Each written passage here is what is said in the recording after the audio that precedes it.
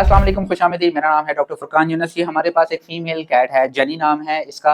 इसको हमने सर्जरी किया है, पायोमेट्रा था बेसिकली इसको, और इस कंडीशन को हम क्लोज पायोमेट्रा कहते हैं। Basically open pyometra, close pyometra दोनों डिफरेंट पायोमेट्रा की एक कंडीशंस होती हैं, लेकिन इसको क्लोज पायोमेट्रा था वो आगे जाके मैं आपको बताऊंगा। अब बेसिकली इसकी हिस्ट्री क्या थी। सबसे पहले तो जिन डॉक्टर्स के पास गए उन्होंने इसको एंटी हीट इंजेक्शन लगाया तकरीबन 3 हफ्ते पहले। उसके बाद इसकी आहिस्ता आहिस्ता तबीयत खराब होना शुरू हुई, इसको बुखार रहना शुरू हो गया, दरमियान में इसने वोमिटिंग वगैरह भी की, लेथार्जिक हो गई, आहिस्ता आहिस्ता कमज़ोर होना शुरू हो गई। फिर उसके बाद ये दूसरे डॉक्टर्स के पास गए, तो जब डॉक्टर के पास गए हैं तो फीवर वगैरह था, उन्होंने एंटीबायोटिक्स पेन किलर्स वगैरह लगाए। 2-3 दिन के बाद भी फीवर रहा, उन्होंने कुछ टेस्ट परफॉर्म किए। उन्होंने ये कहा कि हो सकता है इसको ब्लड प्रोटोजोन वगैरह हो। कुछ और टाइम गुजर गया, उसके बाद फिर ये लेथार्जिक थी, फीवर नहीं टूट रहा था। फिर उसके बाद इसका पेट फूलना शुरू हो गया। पेट इसलिए फूला क्योंकि इसके यूट्रस में पस पड़ना शुरू हो गई थी और वो काफ़ी ज़्यादा थी। तब ये हमारे पास आई और उन डॉक्टर ने लिखा हुआ था कि हो सकता है इसको असाइटिस वगैरह हो।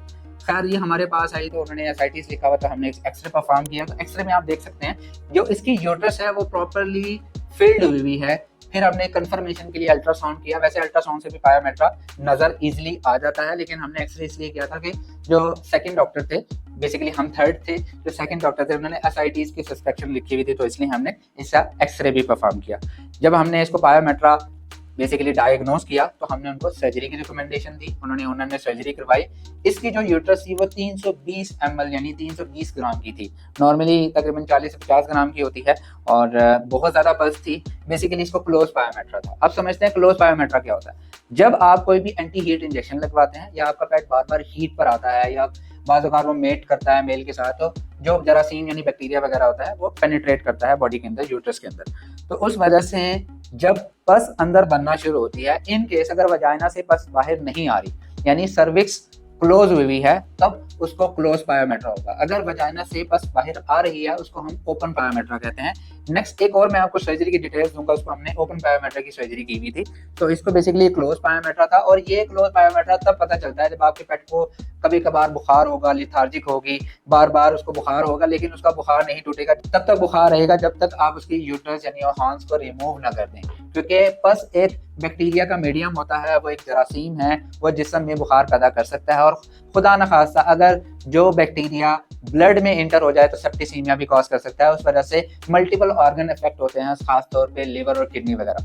तो हमने फौरन इसकी सर्जरी कर दी। अल्लाह का शुक्र है हमारे पास ये 2 दिन से है, बिल्कुल परफेक्ट है, बुखार इसको नहीं हुआ। जैसे सर्जरी की अगले दिन इसका बुखार नॉर्मल होना शुरू हो गया था।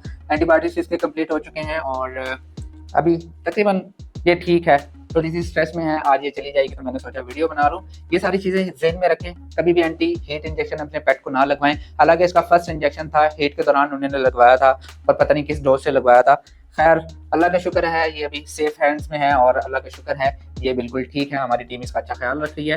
और अगर आप हमारे क्लिनिक पे विजिट करना चाहते हैं तो नीचे डिटेल्स हैं, हमारे पास हर तरह की फैसिलिटी है, अल्ट्रासाउंड, एक्सरे, पूरी लैब है और एक प्रॉपर टीम भी मौजूद है। नीचे डिटेल्स हैं, डिस्क्रिप्शन में भी हमारे क्लिनिक का एड्रेस लिखा हुआ है, आप हमारे क्लिनिक पर भी विजिट कर सकते हैं। अगर इस तरह के केसेस की कोई डिटेल चाहिए तो प्लीज़ कमेंट में ज़रूर बताइएगा। चलना नेक्स्ट वीडियो में मिलते हैं। खुदा हाफिज़।